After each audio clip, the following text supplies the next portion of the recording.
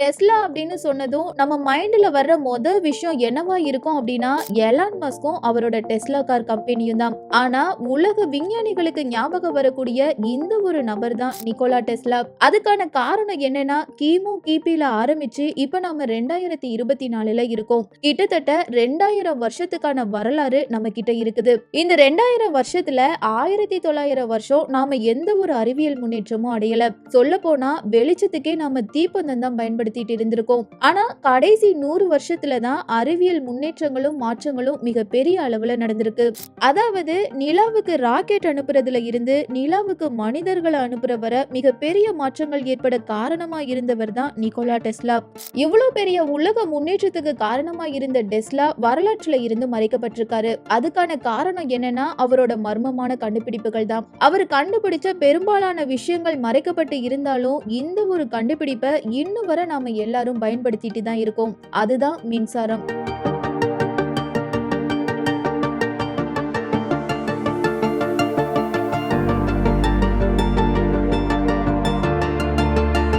மின்சாரத்துல DC current, AC கரண்ட்னு 2 வகை இருக்கு. டிசி கரண்ட்னா டைரக்ட் கரண்ட், ஏசி கரண்ட்னா ஆல்டர்னேட்டிவ் கரண்ட். இந்த டிசி கரண்ட தாமஸ் ஆல்வா எடிசனும், ஏசி கரண்ட நிக்கோலா டெஸ்லாவும் கண்டுபிடிச்சிருக்காங்க. இந்த 2 கரண்ட்டுக்கும் என்ன வித்தியாசம் அப்படின்னா, டைரக்ட் கரண்டோட வோல்டேஜ நம்மளால கண்ட்ரோல் பண்ண முடியாது. ஆனா ஏசி கரண்டோட வோல்டேஜ நம்மளால கண்ட்ரோல் பண்ண முடியும். சோ அந்த கரண்ட லாங் டிஸ்டன்ஸ்க்கு எடுத்துட்டு போக முடியும். ஆனா டிசி கரண்ட்ல நம்மளால வோல்டேஜை கண்ட்ரோல் பண்ண முடியாதனால அதை லாங் டிஸ்டன்ஸ்க்கு அனுப்ப முடியாது. இதனாலேயே எடிசனும் நிக்கோலா டெஸ்லாவும் அடிக்கடி சண்டை போட்டிருக்காங்க. அந்த சண்டையை தான் அந்த டைம்ல அமெரிக்கா எலக்ட்ரிக் வார் அப்படின்னு சொல்லியிருக்காங்க. இத பத்தி பெரும்பாலான தகவல் வெளியில வராததுக்கு காரணம் நிக்கோலா டெஸ்லா எடிசனோட உதவியாளரா இருந்ததுதான். நிக்கோலா டெஸ்லா ஒரு எலக்ட்ரிக்கல் அண்ட் மெக்கானிக்கல் இன்ஜினியர். அவருக்கு எடிசன் மேலையும் அவர் உருவாக்கின கரண்ட் மேலையும் மிகப்பெரிய ஆர்வம் இருந்திருக்கு. அதனாலதான் எடிசன் கிட்ட உதவியாளரா ஜாயின் பண்ணிருக்காங்க. இப்படி உதவியாளரா ஜாயின் பண்ண கொஞ்ச நாட்கள்லயே எடிசனோட டிசி கரண்ட்ல ஒரு பிரச்சனை இருக்குதுன்னு கண்டுபிடிச்சு அந்த விஷயத்தை எடிசன் கிட்ட சொல்லி தன்னோட ஏசி கரண்ட் ஐடியாவை எக்ஸ்பிளைன் பண்ணிருக்காங்க. ஆனா ஆல்ரெடி எடிசன் தன்னோட டிசி கரண்ட்ல ஏகப்பட்ட டாலர்ஸை இன்வெஸ்ட்மெண்ட் பண்ணி இருந்தனால நிக்கோலா டெஸ்லாவோட அந்த ஐடியாவை ரிஜெக்ட் பண்றாரு. அடுத்ததா எடிசன் என்ன நினைச்சாருன்னு தெரியல. திடீர்னு டெஸ்லாவை கூப்பிட்டு, நீ என்னோட டிசி கரண்ட்ல இருக்கிற அந்த பிரச்சனையை சரி பண்ண ஒரு ஐடியா கொடு, அதுக்கு கூலியா நான் உனக்கு $50,000 தரேன்னு சொல்லியிருக்காங்க.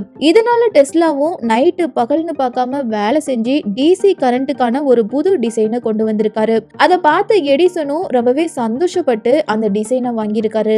ஆனா டெஸ்லாக்கு கூலியா கொடுக்கறேன்னு சொன்ன அந்த $50,000 கேட்கும் போது அதை நான் சும்மா தான் சொன்னேன்னு எடிசன் சிரிச்சுக்கிட்டே சொல்லியிருக்காரு. அது டெஸ்லாக்கு ரொம்பவே வருத்தத்தை ஏற்படுத்தி இருக்கு. இது மட்டும் இல்லாம தான் இன்ஸ்பிரேஷனா நினைச்ச ஒரு நபர் இப்படி நம்மளை ஏமாத்திட்டாருன்னு நினைச்சு டெஸ்லா அதிகமா கோவப்பட்டிருக்காரு. இதனாலேயே டெஸ்லா எடிசனை விட்டு விலகுறாரு. அதுக்கு அடுத்தபடியா தன்னோட சொந்த முயற்சியில பல கண்டுபிடிப்புகளை கண்டுபிடிச்சு அதுக்கான டிசைனை விற்க ட்ரை பண்றாரு.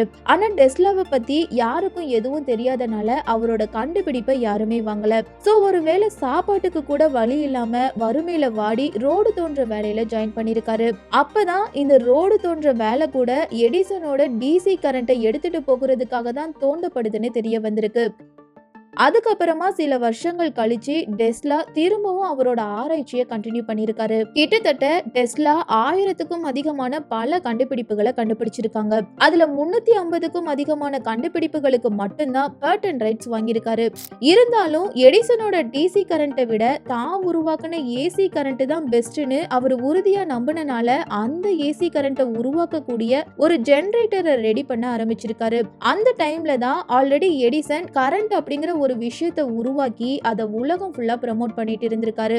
அதே டைம்ல தான் டெஸ்லாவும் ஏசி கரண்ட்டை உருவாக்கிட்டு இருந்திருக்காங்க. சோ இந்த டெஸ்லா தனக்கு மிகப்பெரிய போட்டியா வந்துருவான்னு நினைச்ச எடிசன் தன்னோட பிரபலத்தை பயன்படுத்தி ஒரு பிரஸ் மீட்ல ஏசி கரண்ட் ரொம்பவே டேஞ்சர், இதனால பல உயிர்களுக்கு ஆபத்து நேரக்கூடிய வாய்ப்பு இருக்குன்னு சொல்லியிருக்காரு. அந்த டைம்ல எடிசன் ஒரு பிரபல சயின்டிஸ்டா இருந்ததுனால அவர் சொன்ன இந்த விஷயம் தான் எல்லா பத்திரிகையிலையும் தலைப்பு செய்தியா வந்திருக்கு. ஆனா டெஸ்லா அதை பொருட்படுத்தாம தன்னோட ஏசி கரண்ட் டிசைனை இம்ப்ரூவ் பண்ணிட்டே இருந்திருக்காரு. கொஞ்சம் கொஞ்சமா டெஸ்லாவோட டிசைன் பிரபலமாக ஆரம்பிக்குது. ஆனா எடிசன் திரும்பவும் ஏசி கரண்ட பத்தி பல அவதூறுகளை பரப்பி விட்டுட்டே இருந்திருக்காரு. இங்க இருந்துதான் டெஸ்லாவுக்கும் எடிசனுக்கும் எலக்ட்ரிக் வார் ஆரம்பமாகுது. இப்போ எடிசன் ஹை வோல்டேஜ் ஏசி கரண்ட்டை பப்ளிக் மத்தியில பல மிருகங்களுக்கு செலுத்தி சாகடிச்சு காட்டுறாரு. குறிப்பா மிகப்பெரிய உருவமான ஒரு சர்க்கஸ் யானையை கூட்டிட்டு வந்து அந்த யானையோட உடம்புல ஹை வோல்டேஜான ஏசி கரண்ட்டை செலுத்தி சாகடிச்சிருக்காரு. அதை பார்த்த பொதுமக்கள் எல்லாருக்கும் ஏசி கரண்ட் மேல ஒரு பயம் வந்திருக்கு. ஆனா டெஸ்லா அதெல்லாம் பெருசா கண்டுக்காம தன்னோட டிசைனை பெட்டர்மெண்ட் பண்ணிட்டே இருந்திருக்காரு. அது மட்டும் இல்லாம அதை பல இடங்கள்ல பயன்படுத்தியும் காட்டியிருக்காரு. ஆனா எடிசன் திரும்பவும் தன்னோட இன்ஃப்ளூயன்ஸை பயன்படுத்தி அரசாங்கத்துக்கிட்ட பேசி ஒரு தூக்கு தண்டனை கைதிக்கு ஏசி கரண்ட்டை கொடுத்து சாகடிச்சு காட்டியிருக்காரு. அதை பார்த்த மக்கள் எல்லாரும் ஏசி கரண்ட்டை எதிர்க்க ஆரம்பிச்சதும் டெஸ்லா முதல் முறையா அதுக்கான பதிலா தான் உருவாக்குன ஏசி கரண்ட்டை தான் கையில பிடிச்சு மக்கள் முன்னாடி காட்டியிருக்காரு.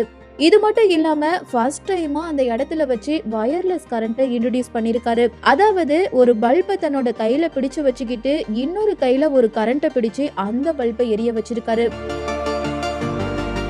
அதை பார்த்த மக்கள் எல்லாரும் பிரமிச்சு போயிருக்காங்க. மக்கள் மட்டும் இல்ல, அந்த இடத்துல நின்னு வேடிக்கை பார்த்துட்டு இருந்த எடிசன் கூட மிரண்டு போயிருக்காரு.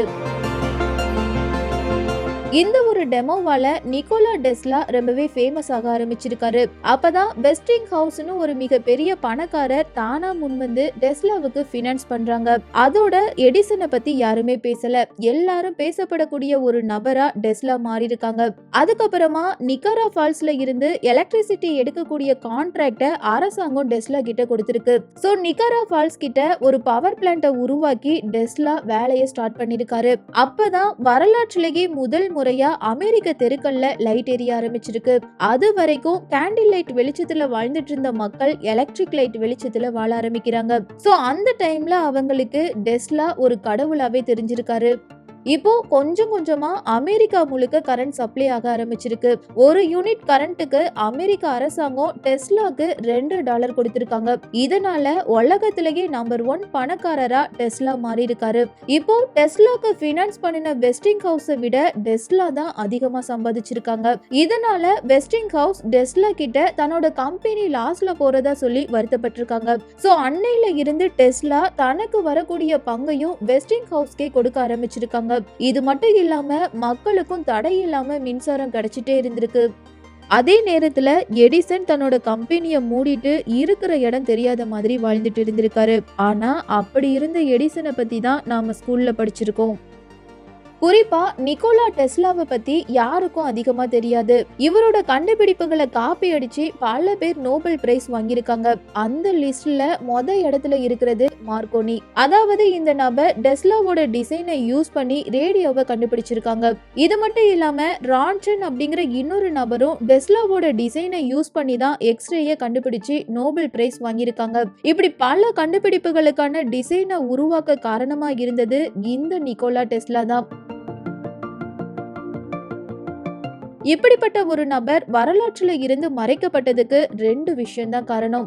ஒன்னு, பணத்து மேல ஆசைப்படாம அதை சேர்க்காம விட்டது. 2வது பண்ணின முக்கியமான தப்பு, உலக மக்கள் எல்லாருக்கும் கரண்ட் இலவசமா கிடைக்கணும்னு நினைச்சது.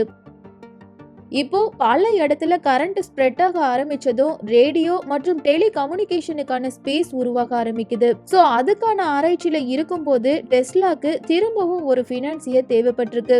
அந்த டைம்ல வெஸ்டிங் ஹவுஸும் பினான்ஸ் பண்ண முடியாதுன்னு சொன்னதும் பல பினான்சியரை தேடி அலைஞ்ச டெஸ்லாக்கு ஜேபி மார்கன் அப்படிங்கிற ஒரு தொழிலதிபர் பினான்ஸ் பண்ண முன்வந்திருக்காரு. இப்போ அவர்கிட்ட இருந்து $1,50,000 வாங்கி டெஸ்லா ரிசர்ச் ஸ்டார்ட் பண்றாங்க. அப்பதான் டெஸ்லாக்கு ஆல்ரெடி கண்டுபிடிச்சு வச்சிருந்த வயர்லெஸ் கரண்ட் ஞாபகம் வந்திருக்கு. சோ அது மூலமா உலகம் முழுக்க வயரே இல்லாம கரண்ட் கொடுக்கலாம் அப்படிங்கிற ஐடியாவை ஜேபி மார்கன் கிட்ட சொன்னதும் ஜேபி மார்கன் டெஸ்லாக்கு பினான்ஸ் பண்றதை ஸ்டாப் பண்ணிட்டாங்க. ஏன்னா ஜேபி மார்கனோட பிசினஸ் என்னன்னா உலகம் முழுக்க கரண்ட் போஸ்டும் வயரும் சப்ளை பண்றதுதான். தன்னோட பிசினஸ்க்கு இது பாதிப்பா இருக்கும் அப்படிங்கறனால தான் டெஸ்லாக்கு ஃபினான்ஸ் பண்றதை ஸ்டாப் பண்ணிருக்காரு. ஸோ டெஸ்லா தன்னோட மொத்த பணத்தையும் செலவு பண்ணி அமெரிக்கால இருக்கிற லாங் ஐலாண்ட்ல ஒரு மிகப்பெரிய டவரை கட்ட ஆரம்பிக்கிறாங்க. ஆல்மோஸ்ட் 80% ஒர்க் கம்ப்ளீட் ஆன அந்த டைம்ல ஜேபி மார்கன் கோர்ட்ல ஒரு கேஸ் ஃபைல் பண்ணி ஸ்டே ஆர்டர் வாங்கியிருக்காங்க. இப்போ டெஸ்லாவோட மொத்த பணமும் போய் அவரோட முயற்சியும் வெற்றி அடையாம நடு தெருவுக்கு வந்திருக்காரு. சொல்ல போனா ஒருவேளை சாப்பாட்டுக்கு கூட வழி இல்லாம தன்னோட ரிசர்ச்சை வித்து வாழ்ந்துட்டு வந்திருக்காரு. அந்த டைம்ல அவரோட வயசு 80க்கும் மேல. தங்குறதுக்கு ஒரு இடம் கூட இல்லாம இருந்த டெஸ்லாக்கு வெஸ்டிங் ஹவுஸ் தன்னோட ஹோட்டல்ல ஒரு ரூம் அலாட் பண்ணி கொடுத்திருக்காங்க. சோ தன்னோட கடைசி காலத்தை நிக்கோலா டெஸ்லா அந்த ஹோட்டல்ல தான் கழிச்சிருக்காரு. இந்த அளவுக்கு மின்சாரத்துல பல முன்னேற்றங்களை கொண்டு வந்த நிக்கோலா டெஸ்லாவை பத்தி நீங்க என்ன சொல்ல விரும்புறீங்க அப்படிங்கிற உங்களோட கருத்துக்களை மறக்காம கமெண்ட்ல பதிவு பண்ணுங்க.